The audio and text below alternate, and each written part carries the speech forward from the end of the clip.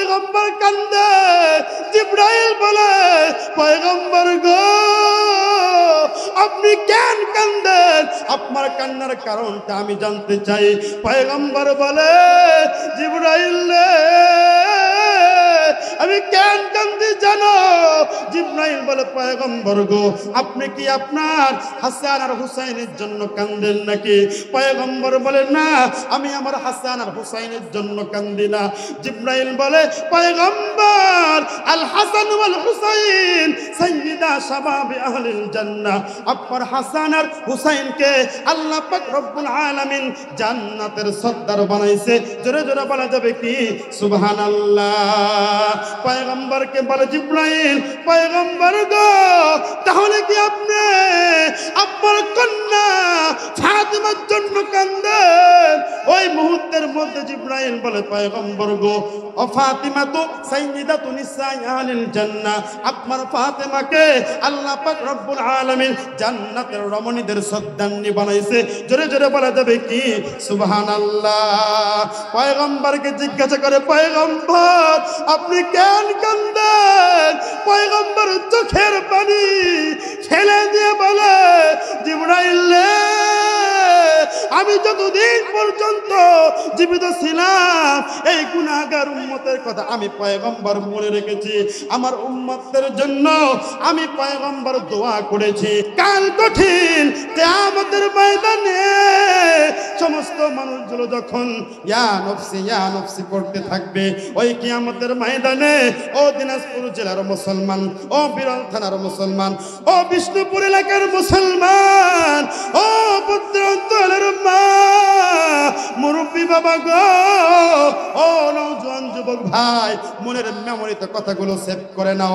আমার পয়গম্বরকে কেন আমরা মহব্বত করব? কারণ ওই পয়গম্বর দুনিয়াতে আমাদের কথা মনে রেখেছেন। কথা বলেন ঠিক কিনা? কিয়ামতের ময়দানে আমাদের কথা মনে করেছেন। কথা বলেন ঠিক কিনা? এই পৃথিবীর মধ্যে আমাদের পয়গম্বর সব সময় আমাদের কথা মনে রেখেছেন। কথা বলেন ঠিক কিনা? আমার ভাইয়ের, আমার বন্ধুগণ, এই পৃথিবীর মধ্যে আপনার আমার পয়গম্বর যখন মুমুষ্ট অবস্থায় শায়িত, আপনার আমার পয়গম্বরের কাছে আজরাইল আলাইহিস সালাতু ওয়াস সালাম চলে আসছেন। আজরাইল আসার পরে সালাম দিয়ে বলে, পয়গম্বর আপনাকে আল্লাহ পাক রব্বুল আলামিন আমাকে বলেছেন আমার পয়গম্বরকে গিয়ে সালাম দিবা, তাকে জিজ্ঞাসা করবা আমার পয়গম্বর কি আমার কাছে আসতে ভালোবাসে নাকি দুনিয়াতে থাকতে ভালোবাসে। জোরে জোরে বলেন সুবহানাল্লাহ। আমার ভাইয়েরা, আমার বন্ধুগণ, পয়গম্বরকে এই প্রশ্ন করার পরে পয়গম্বর বলে, ও আজরাইল আমি তোমার সাথে কথা বলবো না ততক্ষণ পর্যন্ত আমার সুখ দুঃখের সাথে জিবরাইল আমার কাছে না আসবে, ততক্ষণ পর্যন্ত আমি তোমাকে জান কবজের অনুমতি দেব না। জোরে জোরে বলা যাবে কি সুবহানাল্লাহ। আমার ভাইয়েরা, আমার বন্ধুগণ, যখন নাকি আজরাইল এই কথাটা শুনলো, শোনার পরে আল্লাহ পাক রব্বুল আলামিনের কাছে চলে গেলেন। যাওয়ার পরে বলছেন, আল্লাহ আপনার পয়গম্বর জিবরাইলের সাথে দেখা করতে চায়। বলার সাথে সাথে জিবরাইল আলাইহিস সালাতু ওয়াস সালামকে নিয়ে আজরাইল চলে গেলেন বিশ্বনবীর কাছে। বিশ্বনবীর কাছে যাওয়ার পর জিবরাইল আলাইহিস সালাতু ওয়াস সালাম তিনিও কাঁদেন, পয়গম্বরও কাঁদেন। আজরাইল আলাইহিস সালাতু ওয়াস সালাম পাশে বসে আছেন। জিবরাইল আলাইহিস সালাতু ওয়াস সালাম পয়গম্বরকে জিজ্ঞাসা করে, পয়গম্বর আপনি কাঁদেন কেন? আপনার কান্দার কারণ আমি জানতে চাই। পয়গম্বর বলে, ও জিবরাইল তুমি কেন কান্দো? একটু আমারে দ্রুত তাড়াতাড়ি বলো, তুমি কেন কান্দো এইটা আগে আমারে বলো। জিবরাইল বলতেছে, পয়গম্বর গো এই পৃথিবীর মধ্যে আল্লাহ পাক রব্বুল আলামিন সোয়া লক্ষ আল্লাহ পাক রব্বুল আলামিন কত পয়গম্বরকে দুনিয়ার মধ্যে প্রেরণ করেছেন। কোন কোন নবীর কাছে আমি জিবরাইল একবার গিয়েছি, দুইবার গিয়েছি। কোন কোন নবীর কাছে আমি জিবরাইল 10 বার গিয়েছি। কোন কোন নবীর কাছে 100 বার 200 বার গিয়েছি। পয়গম্বর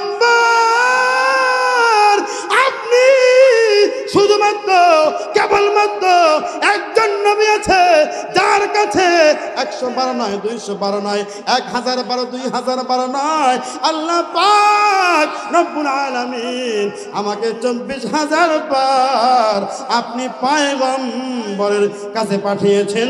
জোরে জোরে বলা যাবে কি সুবহানাল্লাহ। আমার ভাইয়েরা, আমার বন্ধুগণ, জিব্রাইল কান্দে আর বলে পয়গম্বর গো, এই জন্যই আমি কান্দে, আপনি চলে যাবার পর এই দুনিয়াতে আসার রাস্তা আমার বন্ধ হয়ে যাবে। ও পয়গম্বর, আপনার কথা সুখ দুঃখের সাক্ষী আমি জিব্রাইল। পয়গম্বর গো, তায়েফের ময়দানে যখন তায়েফবাসী আপনাকে আঘাত করে, আমি জিব্রাইল আসার পরে আপনাকে বলেছিলাম পয়গম্বর আপনি একটু আমার আদেশ দেন, উহুদ পাহাড়টা ওই তায়েফবাসীর উপরে আমি চাপায়া দিব। পয়গম্বর গো, আপনি নিষেধ করেছেন, না না না, করার দরকার নাই। ও পয়গম্বর, আপনার মৃত্যুর পরে আমি কার কাছে এই পৃথিবীতে আসব? পয়গম্বর কান্দে। জিব্রাইল বলে পয়গম্বর গো, আপনি কেন কান্দেন? আপনার কান্নার কারণটা আমি জানতে চাই। পয়গম্বর বলে জিব্রাইল রে, আমি কেন কান্দি জানো? জিব্রাইল বলে পয়গম্বর গো, আপনি কি আপনার হাসান আর হুসাইনের জন্য কান্দেন নাকি? পয়গম্বর বলে না, আমি আমার হাসান আর হুসাইনের জন্য কান্দি না। জিব্রাইল বলে পয়গম্বর, আল হাসান ওয়াল হুসাইন সাইয়্যিদা শাবাবি আহলিল জান্নাহ, আপনার হাসান আর হুসাইনকে আল্লাহ পাক রব্বুল আলামিন জান্নাতের সর্দার বানাইছে। জোরে জোরে বলা যাবে কি সুবহানাল্লাহ। পয়গম্বরকে বলে জিব্রাইল, পয়গম্বর গো, তাহলে কি আপনি আপনার কন্যা ফাতিমার জন্য কান্দেন? ওই মুহূর্তের মধ্যে জিব্রাইল বলে পয়গম্বর গো, ও ফাতিমা তো সাইয়্যিদাতু নিসাই আহলিল জান্নাহ, আপনার ফাতিমাকে আল্লাহ পাক রব্বুল আলামিন জান্নাতের রমণীদের সর্দারনি বানাইছে। জোরে জোরে বলা যাবে কি সুবহানাল্লাহ। পয়গম্বরকে জিজ্ঞাসা করে পয়গম্বর আপনি কেন কান্দেন? পয়গম্বর চোখের পানি ফেলে দিয়ে বলে জিব্রাইল রে, আমি যতদিন পর্যন্ত জীবিত ছিলাম এই গুনাহগার উম্মতের কথা আমি পয়গম্বর মনে রেখেছি। আমার উম্মতের জন্য আমি পয়গম্বর দোয়া করেছি। ওই তায়েফের ময়দানে তায়েফবাসী যখন আমি পয়গম্বরকে কষ্ট দিল, ফেরেশতারা রেগে গিয়ে উহুদ পাহাড়কে তাদের উপরে চাপায়া দিতে চেয়েছিল, কিন্তু আমি পয়গম্বর তাদেরকে অনুমতি দেই নাই। কিন্তু আমার মৃত্যুর পর আমার গুনাহগার উম্মতদেরকে কে দেখবে? এই জন্যই তো আমি কান্দির জিব্রাইল। আমার আল্লাহকে গিয়ে বলো, যতক্ষণ পর্যন্ত আমার আল্লাহ এই উম্মতদের ব্যবস্থা না করবে ততক্ষণ পর্যন্ত আমি পয়গম্বর আমার জান কবজের অনুমতি দেব না। জিব্রাইল চলে গেলেন, যাওয়ার পরে বলতেছেন ওগো আল্লাহ, আপনার পয়গম্বর এই কথাগুলো বলেছেন, এই কথাগুলো আপনার পয়গম্বর বলেছেন। আল্লাহ পাক রব্বুল আলামিন আসমান থেকে আয়াত নাযিল করে দিলেন, ওয়ালা সাউফা ইউতিকা রাব্বুকা ফাতারদা। আল্লাহ পাক রব্বুল আলামিন পয়গম্বরকে জানিয়ে দিলেন, ও পয়গম্বর, যতদিন পর্যন্ত আপনি জীবিত ছিলেন আপনি আপনার উম্মতদেরকে দেখে রেখেছেন, সুখে দুঃখে আপনি আপনার উম্মতদের সাথে দেখেছেন, আপনার উম্মতদেরকে দেখে রেখেছেন। আপনার মৃত্যুর পর আপনার উম্মতদেরকে আমি আল্লাহ আপনার উম্মতদের দায়িত্ব নিয়ে নিলাম। সেই পয়গম্বরকে মহব্বত করার দরকার আছে কি নাই? কখন মহব্বত করব? বয়না কখন মহব্বত করব? এই মুহূর্ত থেকে মহব্বত করব তো ইনশাআল্লাহ। কখন থেকে মহব্বত করব? আমাদের জন্য নিজের সব কিছু বিসর্জন দিয়েছেন, শুধু দুনিয়াতে নয়, কাল কঠিন কিয়ামতের ময়দানে ওই পয়গম্বর যখন নাকি আল্লাহ পাক রব্বুল আলামিন আমাদেরকে জাহান্নামে দিবেন, ওই কিয়ামতের ময়দানে, কাল কঠিন কিয়ামতের ময়দানে আল্লাহ পাক রব্বুল আলামিন যখন নাকি একজন মানুষকে ওই জাহান্নামের মধ্যে নিক্ষেপ করবেন, জাহান্নামে নিক্ষেপ করার জন্য আল্লাহ পাক রব্বুল আলামিন তার হাতের মধ্যে শিকল বাঁধবে, পায়ের মধ্যে শিকল বাঁধবে, পুরো শরীরের মধ্যে শিকল বেঁধে ফেলবে। শিকল বাঁধার পর ওই জাহান্নামীকে যখন নাকি ওই জাহান্নামের ভিতরে যখন নাকি ফেলতে যাবে, ওই ফেলতে যাওয়ার পর একদল ফেরেশতা আমার পয়গম্বরকে সংবাদ দিবে, পয়গম্বর গো আপনি জানেন আপনার এক গুনাহগার উম্মতকে আল্লাহ পাক রব্বুল আলামিন হাতের মধ্যে শিকল লাগাইছে, পায়ের মধ্যে শিকল লাগাইছে, পুরো শরীরের মধ্যে শিকল লাগাইছে।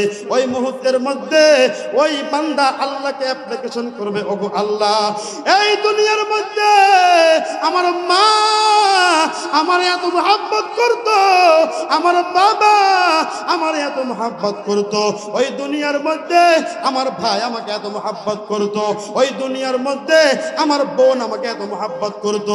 ওগো আল্লাহ আপনি আমাকে জাহান্নামে দিয়েছেন, আপনি আমাকে একটা সুযোগ দেন যাতে করে আমি আমার ভাই বোন আপনজন প্রিয়জনদের কাছ থেকে একটা সওয়াব নিয়ে আসতে পারি।